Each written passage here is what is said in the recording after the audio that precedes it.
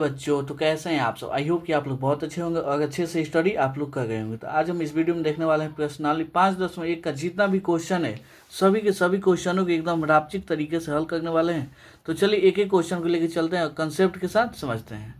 Question number 1 का पहला बोला है निम्नलिखित स्थितियों में से किन स्थिति में संबंध संख्याओं की सूची एपी है और क्यों। तो सबसे पहले तो आपको मालूम है एपी आखिर होता क्या है। एपी देखिएगा तो ये क्रम होता है, जैसे यहाँ पे देखिएगा 2 4 6 8 10 ऐसे कहाँ तक जी, आगे तक। इसमें एपी का मतलब होता है जिसमें डी क्या हो जी, समान हो, मतलब डिफरेंस क्या हो जी, समान हो।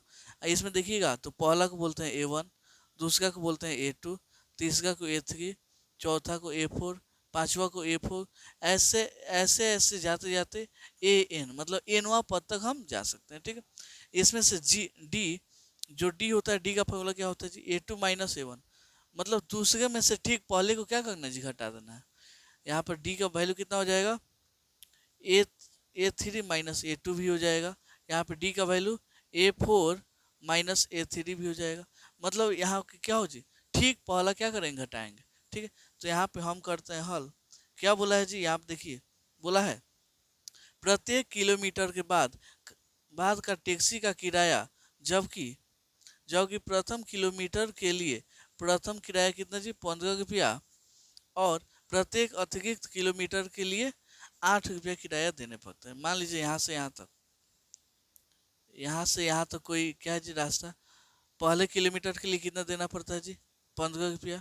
फिर दूसरे के लिए अतिरिक्त 8 रुपया, मतलब 15 तो ये चाहिए लेकिन इसमें 8 जुटेगा तो कितना हो जाएगा, यहाँ तक 15 रुपया, यहाँ से क्या हो जाएगा जी, 23 रुपया लगने लगेगा यहाँ का। फिर यहाँ से क्या होगा जी, फिर इसमें 23 में क्या लगेगा, 8 रुपये जुटेगा, यानी कितना हो जाएगा आपका 31 हो जाएगा। फिर 1 किलोमीटर के लिए 8 जुड़ेगा यानी 39 हो जाएगा। ऐसे ऐसे क्या होगा जी, आगे बढ़ता चला जाएगा। ठीक है, तो यहाँ पे लिखते हैं प्रथम किलोमीटर के लिए किराया, हल प्रथम प्रथम किलोमीटर के लिए लिए किराया कितना हो जाएगा जी, किराया इक्वल टू 15 रुपया। अतः अतः सूची आपका कितना आ जाएगा, अतः सूची इक्वल टू पहले आएगा 15, फिर उसमें आप 8 जोड़िएगा तो हो जाएगा 23, फिर 8 जोड़िएगा तो 31 हो जाएगा, फिर 8 जोड़िएगा तो 39 हो जाएगा। ऐसा क्या होगा जी, आगे बढ़ता चला जाएगा। ठीक, तो हम यहाँ पे निकालते हैं D1। D1 का वैल्यू क्या होता है जी, formula A2 minus A1, A2 minus में A1, तो A2 का वैल्यू 23, A1 का वैल्यू 15 यानी 8 आ जाएगा। फिर D2 का वैल्यू देखते हैं, D2 का formula A3 minus A2, A3 minus A2, A3 का वैल्यू हो जाएगा 31, 31 माइनस A2 का वैल्यू 23, घटेगा कितना आ जाएगा जी, 8 आ जाएगा। D3 का वैल्यू A4 माइनस A3, तो A4 का वैल्यू 39 में से 31 घटाइए कितना आ गया जी, 8 आ जाएगा। ठीक है, यहाँ पे देख सकते हैं D1 का वैल्यू 8, D2 का वैल्यू 8, D3 का वैल्यू 8, दोनों का क्या है जी, सेम है। सॉरी, तीनों का क्या है, सेम है। चूंकि D1 equal to D2 equal to D3, D क्या है जी, सेम है, तो हम कह सकते हैं अतः इसलिए यह सूची क्या जी, सूची क्या है जी, एपी में है। अगर डी का मान क्या आता है, सेम आता है, तो हम बोल देंगे एपी में है। ठीक है, यही क्या हो जाएगा जी, इसका आंसर हो जाएगा।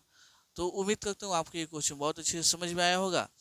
चलिए मिलते हैं अगले वीडियो में अगले क्वेश्चन को लेकर, तब तक के लिए हंसते गए मुस्कुराते गए। और हमारे चैनल पहली बार आए तो चैनल को सब्सक्राइब जरूर से कर लीजिएगा, वीडियो अच्छा लगता है तो वीडियो को लाइक कर लीजिएगा। क्वेश्चन नंबर 1 का दोस्त का बोला है निम्नलिखित स्थिति में से किन स्थितियों में संबंध संख्याओं की सूची एपी में है और क्यों। ठीक है, ये हमको ज्ञात करना है।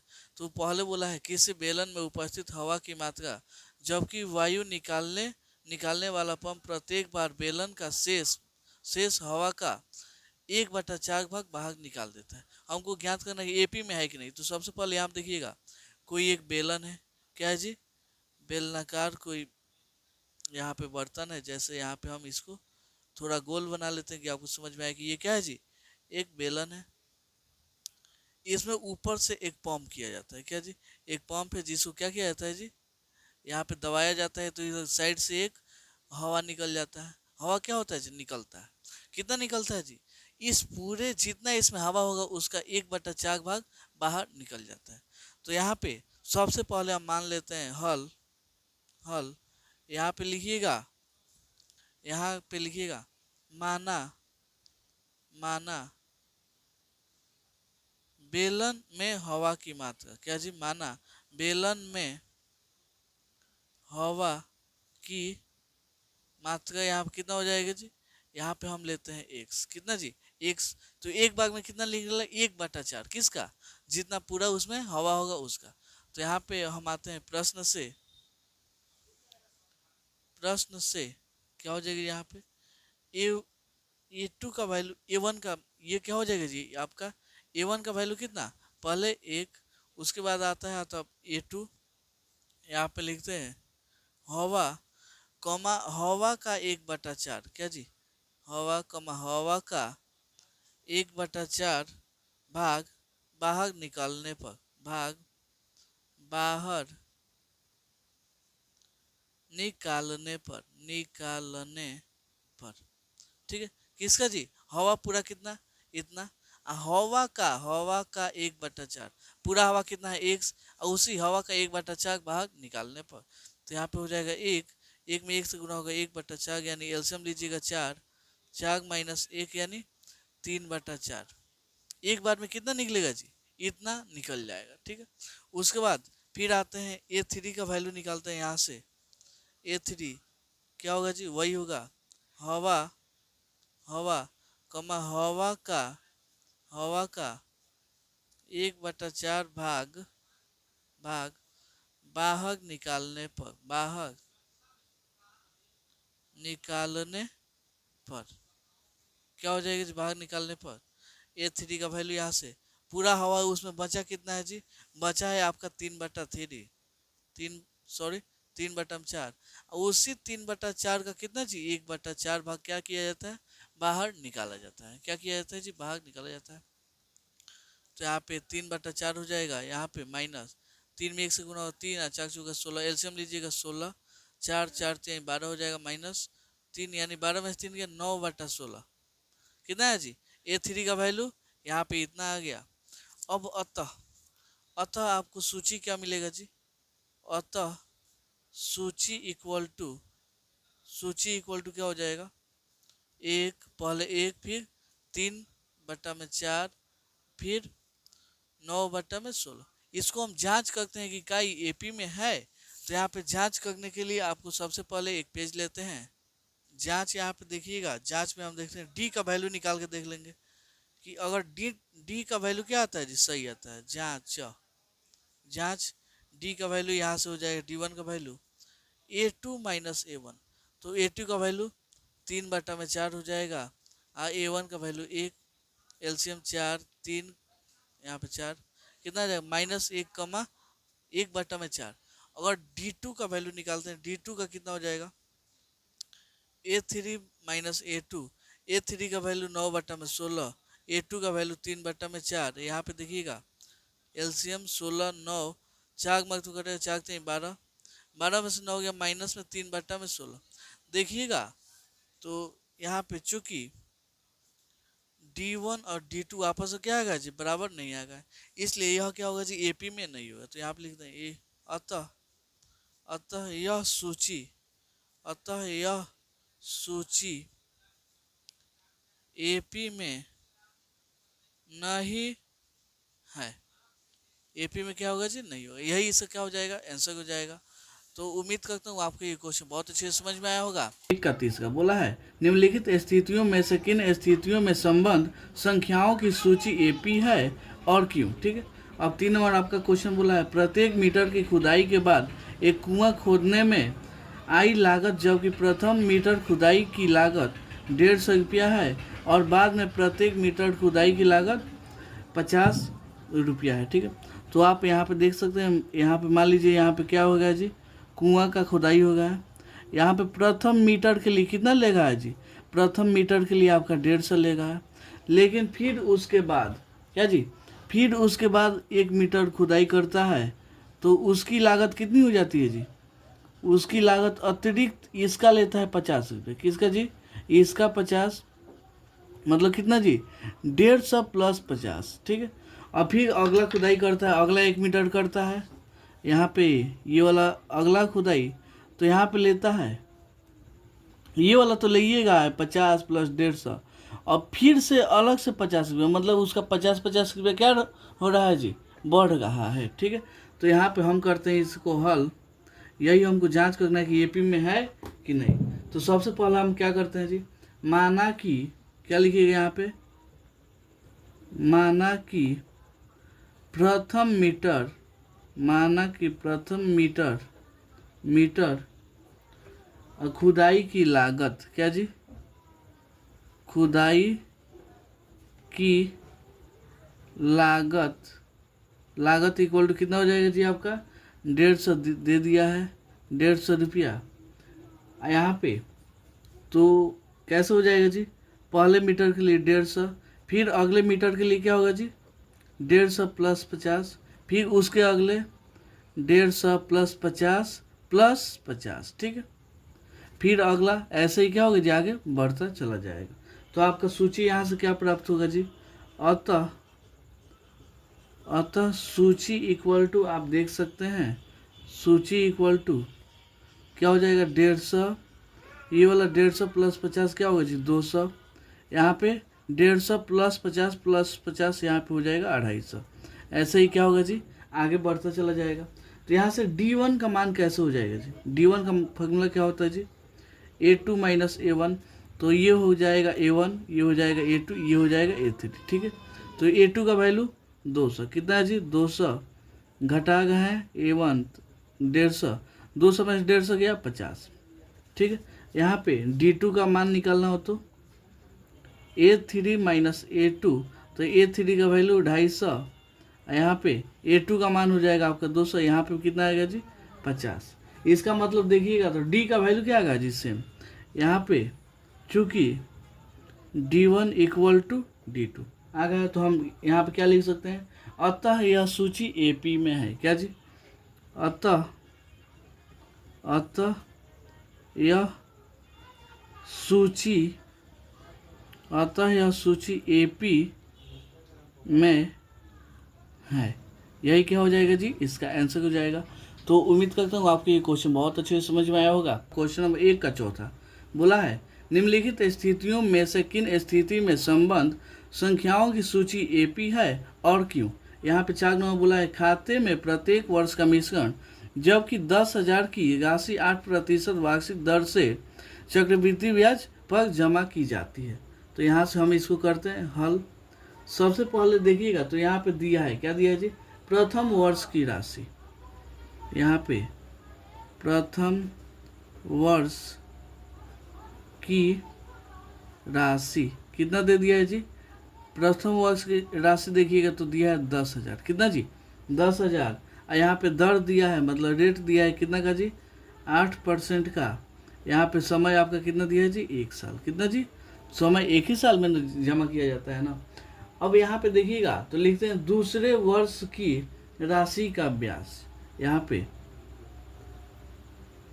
दूसरे वर्ष के राशि का ब्याज कितना हो जाएगा जी? यहाँ पे फॉर्मूला देखिए होता है मूलधन गुणे समय गुणे दर बटा क्या होगा जी? 100। तो मूलधन कितना है जी? मूलधन देखिएगा तो आपका है यहाँ पे 10,000। मूलधन कितना है जी? 10,000। समय कितना है? 1, दर 8, यहाँ पे 100। कोई दिक्कत नहीं। यहाँ पे देखिएगा तो 2 जीरो से 2 जीरो क्या होगा जी? कट जाएगा, बचेगा कितना जी? 100 गुणे 8 यानी 800। 100 गुणे 8 यानी 800। तो दूसरे वर्ष की राशि कितना हो जाएगा? इसलिए दूसरे वर्ष की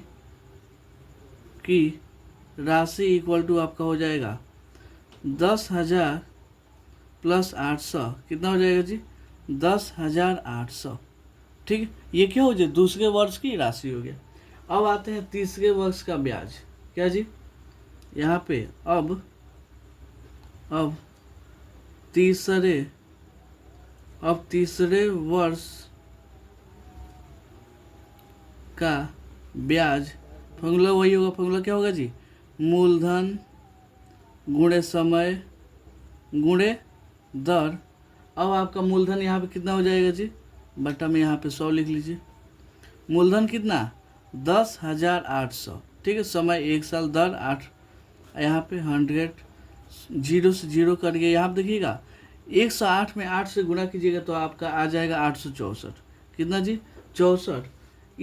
इसलिए यहाँ पे लिख सकते हैं तीसरे वर्ष की राशि। क्या जी?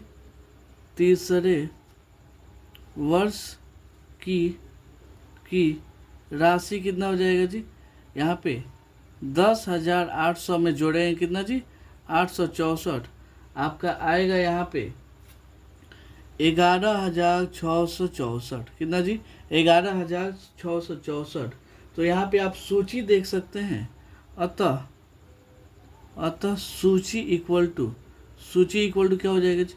पहले 10,000, फिर 10,800, फिर यहाँ पे 11,664, ठीक है। यहाँ पे हम डी का मान निकालेंगे। D1 का फॉर्मूला क्या होता है जी? A2 minus A1। तो A2 का वैल्यू 10,800 माइनस में यहाँ पे 10,000 घटेगा तो क्या आ जाएगा जी? 800 आ जाएगा। लेकिन यहाँ पे D2 निकालेंगे A3 माइनस A2, तो यहाँ पे A3 कितना है जी? यहाँ पे इतना है, माइनस A2 कितना है जी? 10,800। इसको घटाइएगा तो आपका कितना आ जाएगा जी? यहाँ आप घटा के देख सकते, 4 में से 0 गया 4, 6 में से 0 गया 6, यहाँ पे 6 में से 8 जाएगा नहीं तो 16 में से 8 गया 8, यहाँ पे कितना आ गया जी? 864। डी का वैल्यू क्या है जी? सेम नहीं आया, यानी D1 बराबर नहीं आया D2 के। अतः यह सूची AP में नहीं है। AP में नहीं है। यही क्या हो गया जी? इसका आंसर हो गया। तो उम्मीद करता हूँ आपको ये क्वेश्चन बहुत अच्छे समझ में आया होगा। नंबर 2 बोला है दी हुई AP के प्रथम 4 पद लिखिए जबकि प्रथम पद A और सार्व अंतर D निम्नलिखित है। यहाँ पे 1 नंबर देखिएगा, A का वैल्यू 10 और D का वैल्यू 10। तो यहाँ पे हम 1 नंबर को ले क्या करते हैं जी? हल करते हैं, सॉल्व।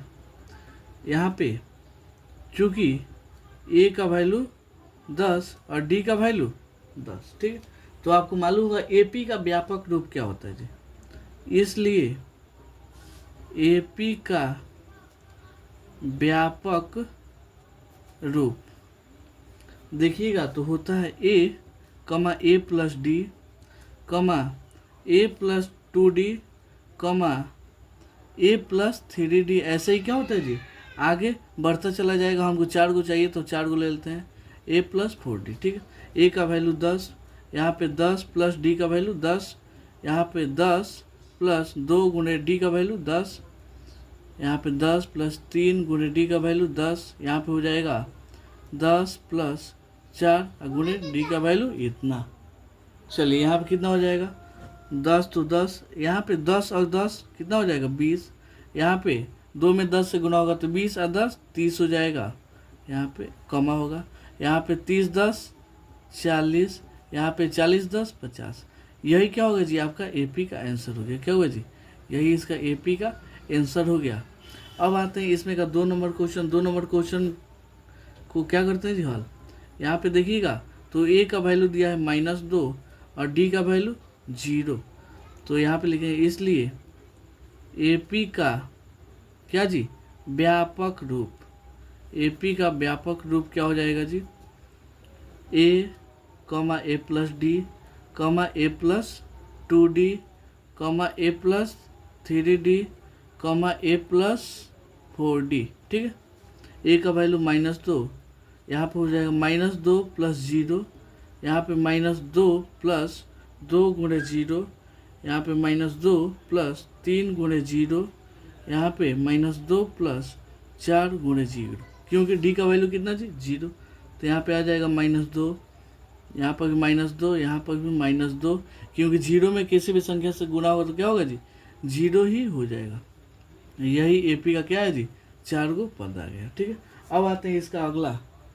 चलिए यहाँ पे अब लेते हैं 3 नंबर को, हम क्या करते हैं जी, हल करते हैं। यहाँ पे आपको A का वैल्यू कितना, 4 और D का वैल्यू -3। ठीक है, तो आपको मालूम है AP का व्यापक रूप क्या होता है जी, AP का व्यापक रूप यहाँ पे A, A plus D, A plus 2D, A plus 3D, A plus 4D। ठीक है, A का वैल्यू 4, यहाँ पे 4 -3 हो जाएगा, क्योंकि प्लस माइनस क्या होता है माइनस। यहाँ पे 4 प्लस माइनस माइनस हो जाएगा, 2 गुणे D का वैल्यू -3, इसको लिख लेते हैं, इसको प्लस से कर देते हैं। यहाँ पे 4 प्लस 3 गुणे D का वैल्यू -3, यहाँ पे 4 प्लस 4 गुणे D का वैल्यू -3। ठीक है, तो यहाँ पे हो जाएगा 4 में से 3 गया 1, यहाँ पे 3 दूना 6, माइनस में अचार प्लस में -2 हो जाएगा। यहाँ पे 3 3 का 9, माइनस में अचार प्लस में, तो यहाँ पे हो जाएगा कितना जी, -5 हो जाएगा इसका। 9 में से 5, यही क्या होगा जी, इसका आंसर हो गया। ठीक है, यहाँ पे इतना, ये इतना, ये इतना, ये इतना। ठीक है, ये ज़्यादा हो गया क्या जी। चलिए, तो यही से क्या हो जाएगा जी, आंसर हो जाएगा। अब आते हैं चौथा नंबर, इसका चौथा कितना बोला है जी, यहाँ पे A का वैल्यू -1 का, D का वैल्यू, A का वैल्यू -1, D का वैल्यू 1/2।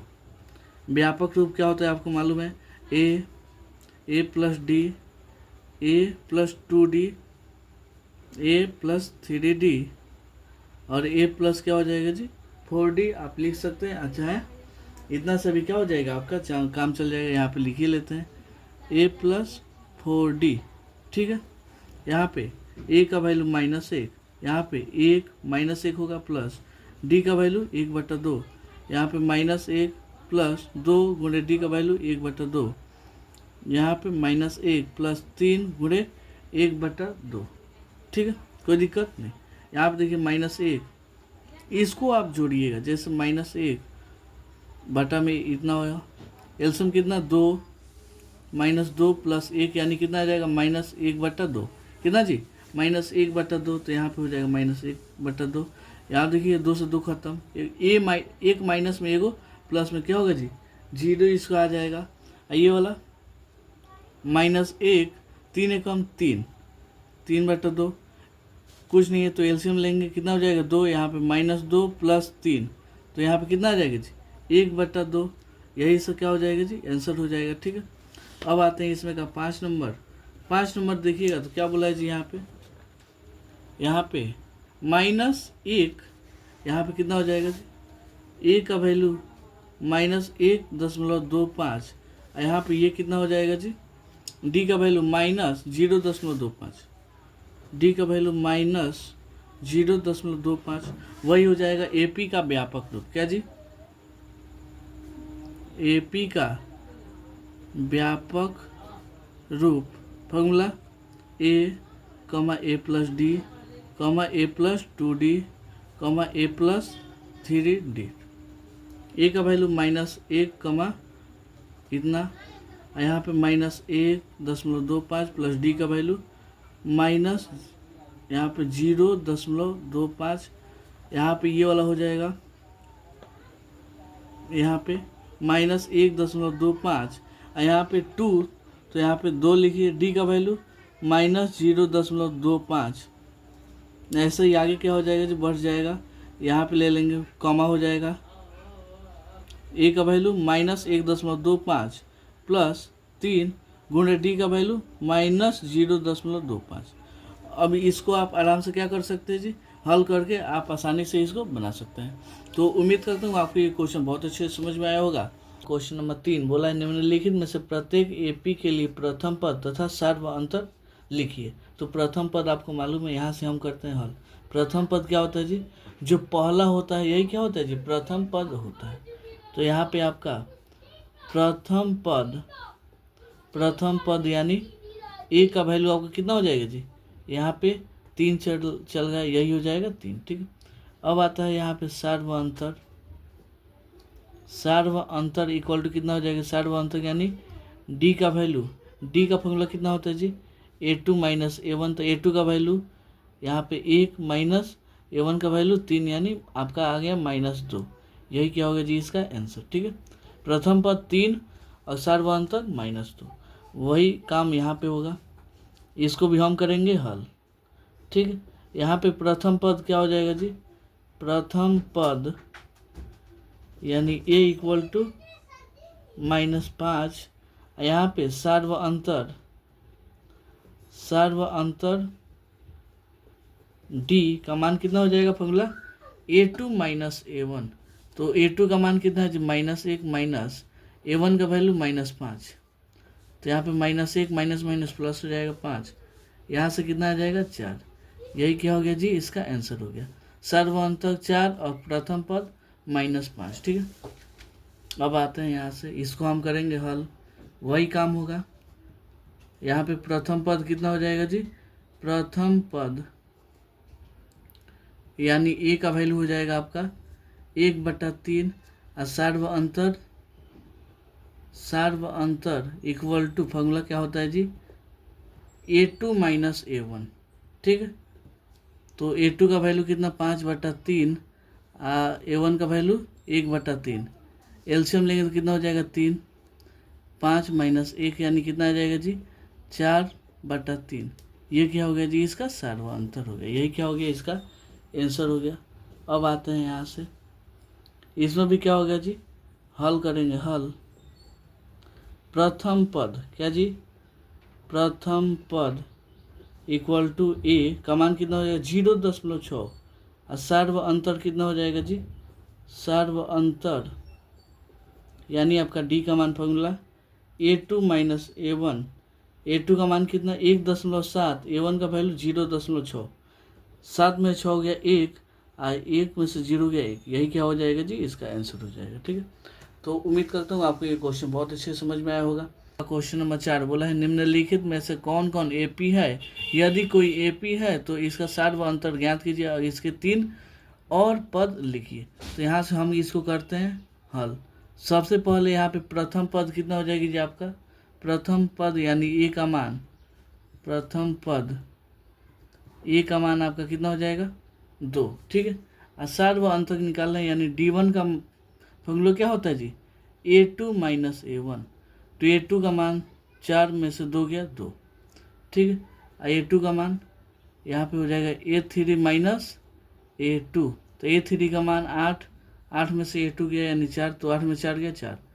यहाँ पे देखिएगा चूँकि D1 equal to not D2, मतलब ये दोनों आपस में क्या है जी बराबर नहीं है, तो अतः यह AP में नहीं है, यही क्या हो गया जी इसका आंसर हो गया। ठीक है, अब आते हैं इसमें का, इसमें भी प्रथम पद पहले हल लिखते हैं हल। प्रथम पद A का मान कितना 2 और सार्व अंतर यानी D का फॉर्मूला क्या हो जाएगा A2 माइनस A1। तो A2 का मान 5/2 और यहाँ पे A1 का वैल्यू 2, कितना आ गया जी एलसीएम हो जाएगा 2, 5 यहाँ पे 4, तो 5 में 4 गया 1/2। ठीक है, और यहाँ पे देखेंगे D2 का मान A3 माइनस A1 A2 हो जाएगा, A3 3, A1 5/2, एलसीएम लेंगे 2, यहाँ पे 6 में से 5 का कितना आ जाएगा 1/2। यहाँ पे देखिएगा चूँकि D1 इक्वल टू D2 दोनों आपस में क्या है बराबर है, अतः यह AP में है। ठीक है, ये हो गया। तो इसलिए अब इसका अगला 3 पद कैसे निकालेंगे, तो यहाँ पे लिखते हैं अतः अगला 3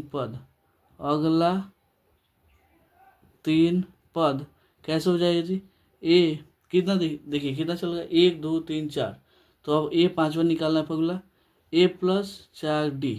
तो A का वैल्यू 2, यहाँ पे 4 और D का वैल्यू 1/2, तो 2 एकम 2, यहाँ पे 2 प्लस 2 कितना आ गया जी 4। पाँचवा पद कितना 4, यहाँ पे देखते हैं 6वां पद A प्लस 5D। तो A का वैल्यू 2, यहाँ 5 और D का वैल्यू 1/2, कितना हो गया 2, 5 एकम 5/2। एलसीएम 2, यहाँ पे 4 + 5 यानी कितना आ जाएगा 9/2।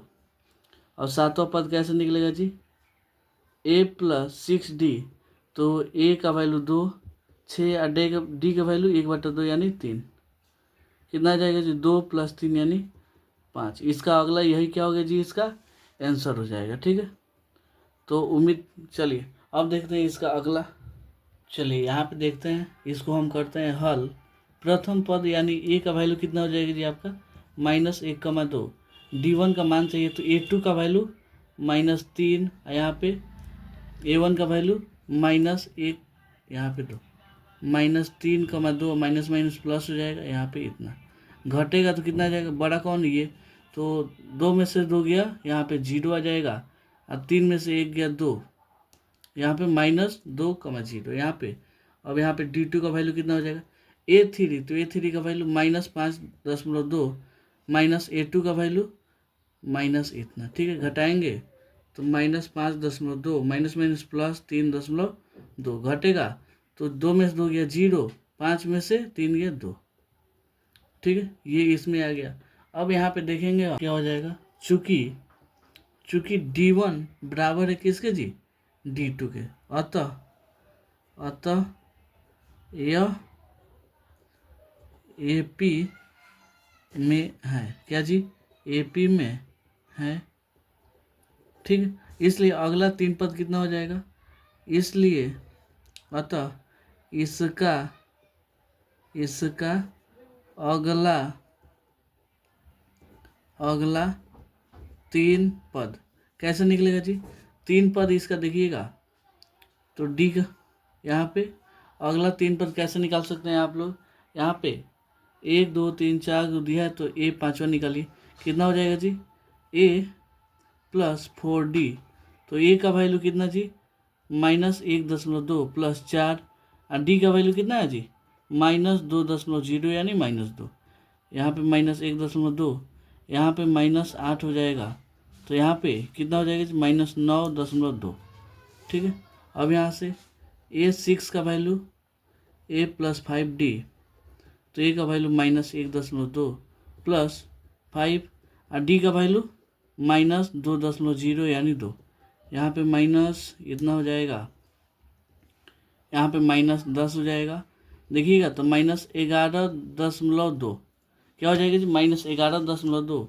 यहाँ से a7 का वैल्यू निकालिएगा तो कितना हो जाएगा a + 6d, तो a + 6 और d का वैल्यू -2.0। ठीक है, तो यहाँ पे a का वैल्यू यहाँ पे लिख दीजिए, कितना चल रहा है जी -1.2, यहाँ पे -1.2, यहाँ पे -12, कितना हो जाएगा जी -13.2। यही क्या हो जाएगा जी, इसका अगला पद आ जाएगा। ठीक है, अब इसको देखते हैं 4 नंबर को। 4 नंबर यहाँ पे हम करते हैं हल। देखिएगा तो प्रथम पद यानी a का वैल्यू -10, हमको d1 चाहिए, तो d1 का फॉर्मूला a2 - a1, तो माइनस माइनस प्लस हो जाएगा, यहाँ पे 6 माइनस माइनस प्लस 10, यहाँ पे 4 आ जाएगा, और d2 का वैल्यू देखेंगे तो a3 माइनस क्या हो जाएगा जी a2 का वैल्यू -6, यहाँ पे -2.2, यहाँ पे 6, कितना आ जाएगा, तो 0 में से 2 जाएगा नहीं, तो 10 में से 2 गया 8, यहाँ 5 में से 2 गया 3, इतना आ जाएगा। देखिएगा तो दोनों का d, चूँकि d1 = नॉट d2, अतः यह AP में नहीं है, क्या जी AP में नहीं। ऐसे ही इसका आगे जितना भी क्वेश्चन है देखिएगा, यहाँ पे हम आपको दिखा देते हैं, इसमें आगे जितना भी क्वेश्चन है सबको एकदम ऐसे ही क्या करना है जी, हल करना है।